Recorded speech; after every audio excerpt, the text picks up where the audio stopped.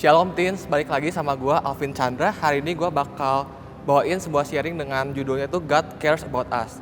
Mungkin bicara soal kepedulian nih, mungkin banyak dari teman-teman yang udah nggak asing lagi nih dengan sama kata peduli gitu. Tapi banyak dari teman-teman tahu nggak sih apa arti dari peduli itu sebenarnya?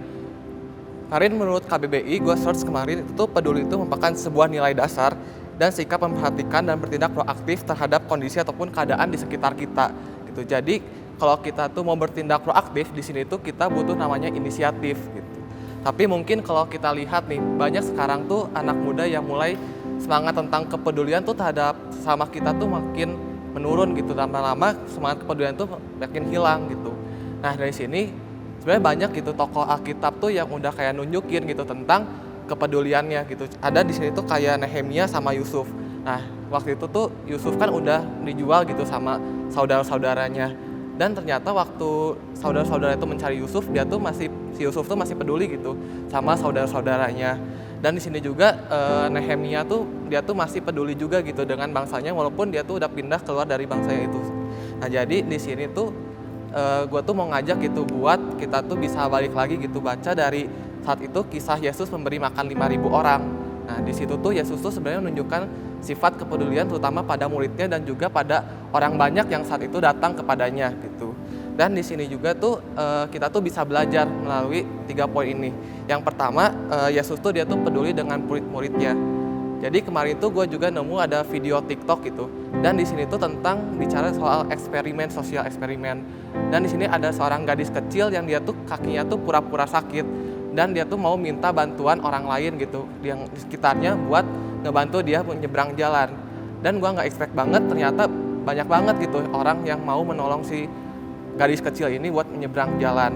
Oke, jadi kita tuh mau lihat lagi di Alkitab pada saat itu tuh Yesus tuh kan udah capek gitu, dia tuh pengen sendirian dulu dan beristirahat karena orang banyak yang saat itu datang kepada Yesus. Dan saat itu juga murid-muridnya tuh udah mulai capek juga dan kelelahan dan mereka tuh belum sempat makan karena orang banyak tersebut. Nah di sini tuh gue seneng banget gitu karena Yesus tuh peduli juga gitu sama murid-muridnya. Dan di sini tuh waktu murid-muridnya kelelahan dia tuh pengen untuk nyuruh murid-muridnya tuh untuk bisa ke tempat yang sunyi gitu untuk beristirahat. Nah di sini juga tuh sebenarnya tuh Yesus tuh mau kayak ngajarin kita nih buat kita tuh bisa lebih peka, lebih peduli gitu terhadap teman sesama kita tanpa kita tuh harus membedakan antara suku, ras, golongan dan juga agama.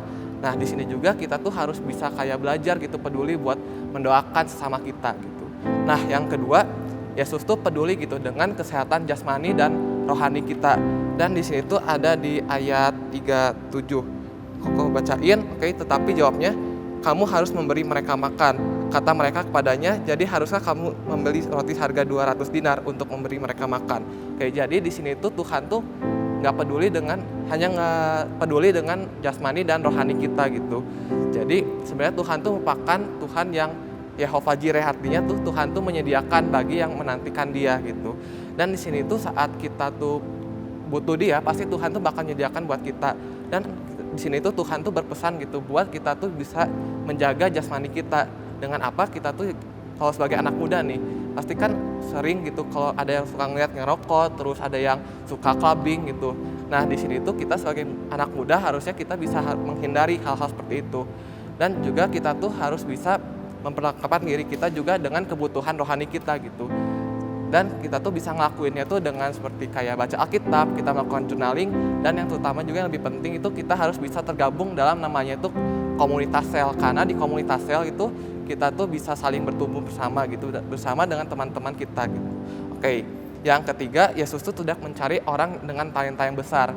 Dan di sini gue punya kayak sebuah ilustrasi gitu.